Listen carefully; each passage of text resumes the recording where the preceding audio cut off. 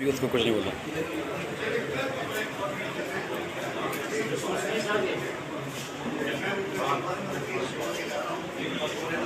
السلام علیکم سر، کیا حال ہے؟ ٹھیک ہے. کنٹمپٹ والی اپلیکیشن تھی کیا اور ہوا کیا ہے؟ السلام علیکم جی. آپ جانتے ہیں اس کیس کے اندر 2 پٹیشنیں فائل ہوئی تھیں بچی کی ریکوری کے لیے. ایک مئی کے مہینے میں جس کا جون 8 کو فیصلہ ہوا تھا، اور اس کے بعد جب میڈیکل بورڈ بنا اور سپریم کورٹ سے ہو کے معاملات واضح ہوئے کہ بچی کی عمر چھوٹی ہے، تو پھر ہم نے دوبارہ جولائی کے مہینے میں ایک فائل کی تھی اپلیکیشن، جس کا 21 جولائی کو فیصلہ ہوا. اچھا، جو 8 جون کو فیصلہ ہوا تھا اس میں بچی کو ایٹ لبرٹی چھوڑ دیا گیا تھا.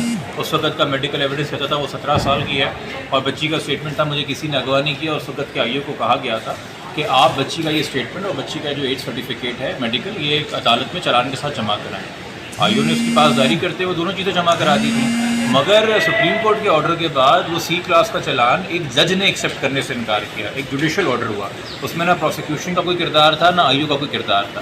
اور اس کے بعد اس آئیو کو چینج کر کے ایک نیا آئیو بھی جج صاحب کے آرڈر کے تحت لگا، ایک نیا جوڈیشل آرڈر تھا.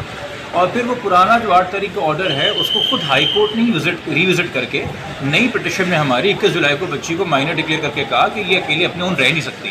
پہلے کہا تھا یہ اپنے اون آزاد ہے، اور پھر کہا اپنے اون رہ نہیں سکتی. تو آج جب ان کی کنٹمپٹ تھی اور ان کا بیانیہ روز اول سے یہ رہا ہے کہ جو پہلی پٹیشن ہائی کورٹ میں فائل ہوئی تھی، جو پہلا فیصلہ ہوا تھا جس نے بچی کو ایٹ لبرٹی کر دیا تھا، اس کے بعد سارا کیس ہی ختم ہو گیا تھا. کوئی کیس ہی نہیں بنتا، نہ FIR نہ چلان نہ کچھ.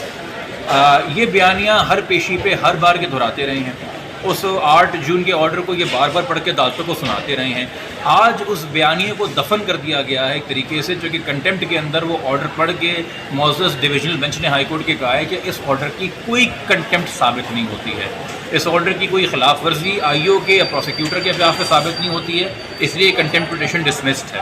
تو اب میرے خیال میں یہ بات واضح ہو گئی ہے کہ پہلے آپ کو پتہ ہے کہ FIR کوش کی جائے، یہ CP ان کی ڈویژنل بینچ نے خارج کر دی.